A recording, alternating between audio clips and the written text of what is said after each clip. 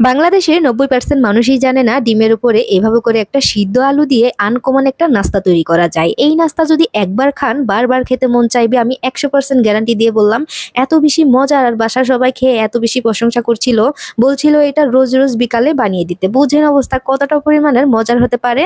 তো সেজন্য কিন্তু ধৈর্য সহকারে ভিডিওটি দেখতে হবে। প্রথমে আমি 2টা ডিম নিয়েছি আর দিয়ে দেবো একটা সিদ্ধ আলু। সিদ্ধ আলুটা কিন্তু গ্রেটার দিয়ে গ্রেট করে দিতে হবে। এইভাবে করে যদি গ্রেটার দিয়ে গ্রেট করে দেন আলুটা, তাহলে খুব সহজেই কিন্তু ডিমের সাথে মিক্স হয়ে যাবে। এখন দিয়ে দেবো এখানে একটা পেঁয়াজ কুচি আর দিয়ে দেবো কাঁচা মরিচ কুচি, স্বাদ মতো লবণ দিয়ে দিব। দিয়ে দিচ্ছি এখানে মরিচের গুঁড়া, হলুদের গুঁড়া দিয়ে দিচ্ছি, সামান্য পরিমাণে জিরার গুঁড়া দিয়ে দিচ্ছি আর দিয়ে দেবো এখানে ম্যাগি মশলা। অবশ্যই কিন্তু এখানে ম্যাগি মশলাটা দেওয়ার চেষ্টা করবেন, তাহলে এটা খেতে অনেক বেশি মজা হয়। চেষ্টা করবেন ম্যাগি মশলা অথবা চাট মশলা যে কোনো একটা দিলেই হবে। তারপরে হচ্ছে ভালোভাবে করে মিক্স করে নিব। তো এইভাবে করে মিক্স করে নিতে হবে। চাইলে কিন্তু এটা হাত দিয়েও করে নিতে পারেন, আবার চাইলে কাঁটা চামচ দিয়েও কিন্তু এটা মিক্স করে নিতে পারেন। এভাবে করে কিছুক্ষণ মিক্স করে নেওয়ার পর দেখবেন যে আলুটা কিন্তু ডিমের সাথে খুব সুন্দরভাবে মিক্স হয়ে গেছে। এবার আমরা চলে আসলাম চুলায়। চুলায় আমি আগে থেকেই তেল দিয়েছি, তেলটা গরম হলে ডিমটা দিয়ে দিতে হবে।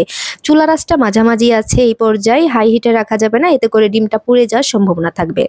আর এইটা উল্টানোর সময় খুবই সাবধানে উল্টে দিতে হবে, যাতে করে এটা ভেঙে না যায়। যদি এভাবে উল্টাতে না পারেন তাহলে একটা প্লেটে ঢেলে নেবেন। ঢেলে নেওয়ার পর এটা সুন্দর করে আপনি উল্টিয়ে দিতে পারবেন। তো আমি এভাবে করে উল্টে দিয়েছি খুব সাবধানে, যাতে না ভেঙে যায়। তো হয়ে গেছে এক পাশে সুন্দরভাবে, আরেক পাশে আমি ভালোভাবে করে ভেজে নিব। তো এই পাশ ওপাশ ভাজা হয়ে গেলে এটাকে কিন্তু নামিয়ে নিতে হবে। ডিমটা দেখেন অনেক সুন্দরভাবে কিন্তু ভাজা হয়ে গেছে। এবার হচ্ছে একটা প্লেটে আমি ঢেলে নিয়েছি। এবার হচ্ছে এটাকে খুব সুন্দর করে কিন্তু কেটে নিতে হবে। আমি কিভাবে কেটে নিচ্ছি একটু খেয়াল করলে কিন্তু বুঝতে পারবেন। আমি এইভাবে করেই কেটে নিচ্ছি। এটা কিন্তু ছোট বড় করে নিতে পারবেন, কোনো সমস্যা হবে না, এটা হচ্ছে আপনাদের ইচ্ছা।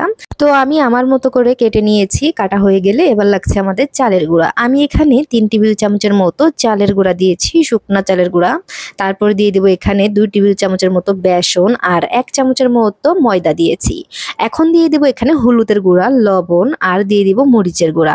এখন দিয়ে দিচ্ছি এখানে সামান্য পরিমাণে জিরার গুঁড়া আর পরিমাণ মতো পানি দিতে হবে। পানিটা অল্প অল্প করে দিতে হবে আর এইভাবে করে মিক্স করে নিতে হবে। তো আমি ভালোভাবে করে এটাকে মিক্স করে দিচ্ছি, যতটুকু পানি লাগে আর কি। ব্যাটারটা দেখলেই আপনারা বুঝতে পারবেন এটা কিভাবে করে আমি মিক্স করে নিয়েছি। খুব বেশি পাতলা করা যাবে না। তো এখন হচ্ছে এখানে ডিমটা দিয়ে দিতে হবে, দিয়ে এইভাবে করে নিতে হবে। নেওয়া হয়ে গেলে আবারও আমি তেলে ভেজে নিচ্ছি। এইভাবে করে একটা একটা করে আমি মিক্স করে নেব আর তেলে দিয়ে দিচ্ছি। তো এটা ভাজা খুবই সহজ। আর চুলার আঁচটা কিন্তু মাঝামাঝি আছে, হাই হিটে রাখা যাবে না, মাঝামাঝি রেখে মচমচে করে ভেজে নিতে হবে। এটা অনেক বেশি মচমচে হয় উপরে, আর ভিতরে তো আমরা ডিম আলু দিয়েই রেখেছি। তার মানে বোঝেন এটা খেতে কতটা পরিমাণের মজার হতে পারে। তো এখন হচ্ছে এগুলাকে আমি সুন্দর করে উল্টে দিচ্ছি। আর আপনারা কোন জায়গা থেকে ভিডিওটি দেখছেন অবশ্যই কমেন্ট করে জানাতে পারেন, যাতে করে আপনাদেরকে ধন্যবাদ দিতে পারি।